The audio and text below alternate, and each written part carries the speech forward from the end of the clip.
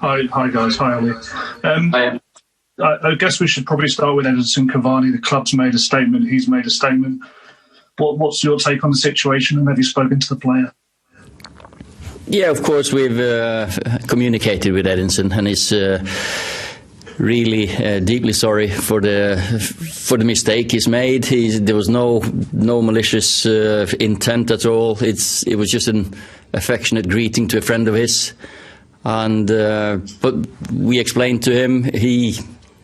He's been asked by the FA to explain, so of course he'll cooperate with them, and we'll support him, because I think it is one of those unfortunate situations that he's just come into the country, and he's in Uruguay. He's been used in a different affection than what we have. So we'll support him, but of course we support the FA. It's important that the FA that they have asked him to explain, and it's out there for everyone to see, because we want to be in the fight against discrimination with everyone. I guess that underlines the need for education across the board for everyone, doesn't it? I think so, and I saw Gary said something on. Maybe all the players coming from different cultures should be educated, and I'm sure Edinson has learned the hard way. David McDonald. Hi, it's a question for Donny. You've had to sort of wait quite a while and be patient in terms of playing a run of games. Was that frustrating at all for you, or conversely, has that been a benefit to you in terms of allowing you to get up to speed and showing what needed to be done to get into the team and get to the level required? Oh no, I just work hard every day, and I know that I can give the team something extra, and I can help the team a lot. So yeah, I just were patient. Samuel Lucas. Donny, just a question for you. Obviously, you can play as a 10 or as a 6, but you've linked up very well with Bruno in the last couple of games. How easy is it for you to play alongside him? Oh, it's fine. I mean, also in Ajax before, I play in a lot of different positions. I play 8, I play 10, even number 6. So I'm used to it. I play in a lot of different positions. James Cooper. Hi, Ollie. Just give us an update on the kind of runners and riders when it comes to illness and injury, because it's quite a substantial list and you've got a ton of games now in December. Yeah, and you expect, when the Champions League nights come there and the floodlights are out, unfortunately the fans are not there, but the players all want to be there. So the training group today was a massive one. It was a big group, and everyone's held their hand up and available for selection. And how important is it to get the points so that you're qualified, and it doesn't make such a pressure on? As I said, you've got 9 games in December. You could do with qualifying tomorrow night, couldn't you?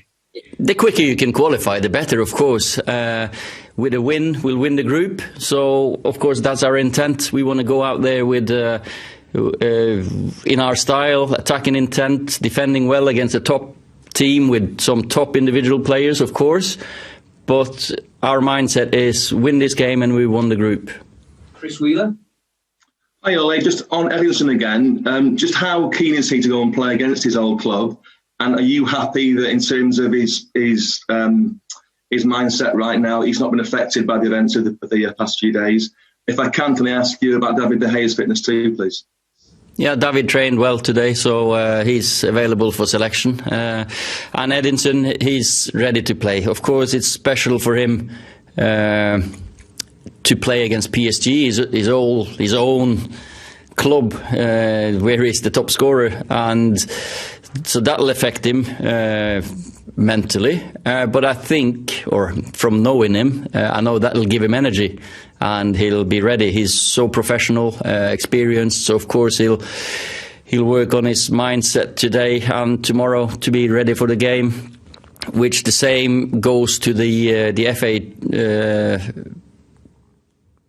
he's learned a lesson, and he'll have to work. It might affect him, but he'll just have to work, put it to one side when the game's on. And the best players, they can put the problems or the other thoughts away for a while and then perform when he has to. And the game was this. Yeah, David trained today. So Fred Caldera.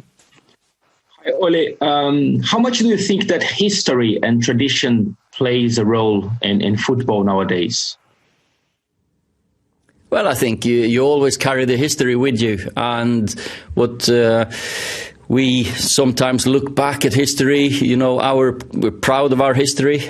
We've had some fantastic nights, European nights at Old Trafford, and we wish our fans could be here because it's a Champions League game in floodlights, probably some rain as well, wet pitch, quick pitch, and those were for me, when I played, those were the best nights because there was the extra tension and atmosphere there was unbelievable, and of course when you play against top teams and top players.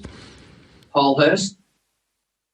Can I just ask Donny how good it is for him as a midfielder to have someone like Edison and the runs that he makes? How good is it for you to have someone who's kind of so dynamic up? I think that's really important because, especially for me, if you come in the box, it gives you some extra space because the defenders, they always look extra to the striker, so that gives you an extra space for the midfielders. Carlson. Yeah, hello, Ole. I want to ask a question about your former player, Erling Braut Haaland, because after 12 games in the Champions League, he now got 16 goals. That's only 3 goals away from your Norwegian goal record in the tournament. So what do you think about his performance in the Champions League, and do you fear for your record now? He'll beat it, and very quickly, that's for sure. The boy has had a great start to his career. It was really good to work with him, to see the potential in him, and some part of me feel proud of having a little bit of an input in such a rise, and I'm sure Erling will score loads of goals in the Champions League. Neil Custis. If I could ask the question and then a follow-up. Ollie, obviously the point will get you through and that'll enable you to rest players ahead of the derby. Seeing the crazy results we're getting in the Premier League, is a title tilt outside of your remit, outside of your chances, do you think?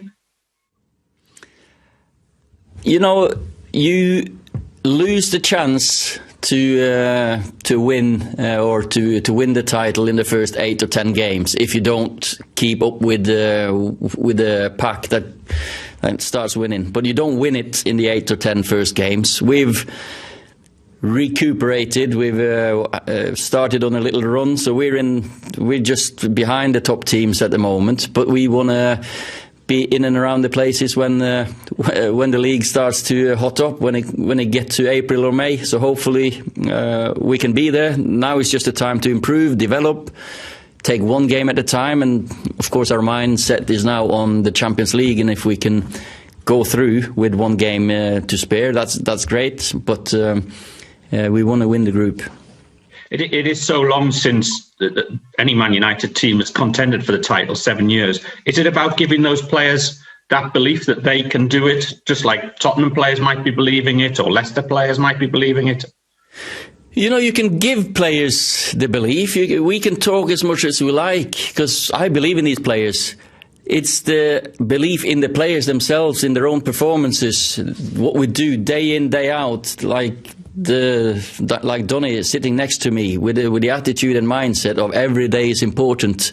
Of course, I feel my squad is ready to do better than last season, and last season we were the best of the rest. So let's hope we can move up the table.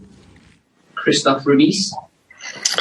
Yep. Hello, guys. A question for both of you, actually. You talked about Edinson Cavani a lot already, but how would you describe the man, and not the player, but the man you discovered in the past few weeks? An absolute top professional. I've not been able to get to know him really closely because of the language barrier, so we have to talk through someone else, but so professional, so meticulous.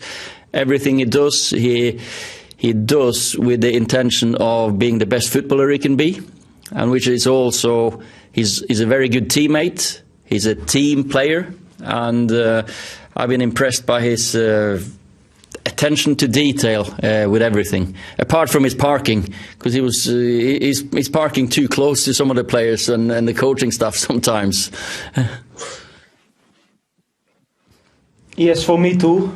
This is also what I see already from day one, that he is here, and he's a really professional, and of course it's sometimes difficult to communicate, but I think he's really important for the team. He's already learned two English words. Tomorrow off. When you win a game, he wants a day off. So he knows that one. Mark Ogden. Oh, just following on from Neil's question about the title and the possibility of challenging this year. You're a month away from the window opening. Do you feel that the club will back you and that to get maybe the one or two players you think might be the difference? Because if you are close and it does take that, do you think that you'll be given the funds to do it and the backing to do it? Because in previous windows, it's all been very late. Do you think you can get something done early if you need to? Here we go. On the eve of an important game against PSG, and we're talking transfers, and with the additions that we had to the squad in the last window, plus what we did in January last time, I don't think it's right for me to start commenting on the transfer window already. So we're just focusing on this game. Let's see where we're at in January. Hopefully we can keep on improving, and I've got selection issues already, so I'm very pleased with what's happening behind the closed doors. Jamie Jackson. Hi, Ollie. Yeah, talking of selection issues, with regard to Edinson Cavani, he's obviously looks very good as a centre forward. That's Anthony Martial's position. Previously at the club, he started off as a centre forward, was put out wide, didn't particularly like it. If you have to make that decision in the future, would that concern you, having to ask Anthony maybe not to play centre forward, maybe play wide or somewhere else? I think there's only one position here that we can only say that's between Dean and David. The rest of them, they've got potential to play in many other positions. Like the boy next to me, Donican, has just spoken about it, how flexible and versatile he is. Anthony, Marcus, Mason, Edinson even, they can play in all the front four positions. You got Bruno who can play in loads of positions. Paul, there's loads of players here who want to be in the team, and some tactical. There's tactical reasons behind. Sometimes it's Anthony, sometimes it's Marcus, sometimes Mason, sometimes Edinson through the middle. Sometimes it's two of them, and I don't think that's going to be an issue at all. No. Laurie Whitwell. Hello. Question for Donny, if I may. You obviously spent your career at Ajax before coming to United. I just wondered, adjustment being like coming from one style of play, one club to a new one, and whether the kind of one-touch play that you're so good at, whether you need a bit more time to understand, get that in with your teammates, or whether there's any teammates in particular you've struck up an understanding with. Sorry, he struggles to understand. Yes. You broke up a lot there, Laurie. And the accent, maybe. It was just whether there was any adjustments coming from Ajax to Manchester United that perhaps took you by surprise, and also the style of play that you have, that one-touch movement that you've got, whether you need a little bit more time to get that understanding with your teammates, or whether there's anybody that you've already got that with. No, I think they understand it already because they are world-class players. So, yeah, this is no difference. Of course, I play with new teammates, so you need to understand. Yeah, they want to call me now. I put unmute, yeah. Okay, so we've got the last two questions for Omar and Sam. Short answer. If you want to go a little bit further, you can. Hello? Hello? No, you can carry on answering that question. Okay. Sorry, he's just finishing answering the question. Sorry. No, I mean, we understand each other, and of course, I can play that kind of style with them. Hi, Omar, do you want to go now? Yeah. Hi, Ole. My name is Omar Akatuba. I represent omarsports.com. People say things like managers improve players. Why there's a school of thought that believe that a player can only be improved as much as the player is talented. I mean, as a manager, what's your take? Do you think that a manager can improve a player, or it has to be with the level of talent of that player? No, we start up as coaches and you end up sometimes as a manager, but your aim to get a good team is to get the maximum out of every player, individual player. So, of course, you take your time with every single one of them, that you try to give him advice, help him on the training pitch. Deep down, it's always the player who decides how good he can become, because they've all got talent.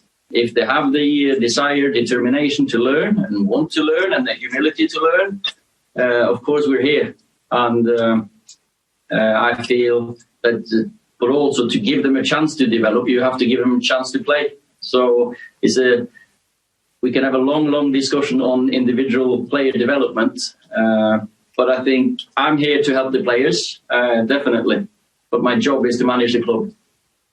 The last question for Simon Peach.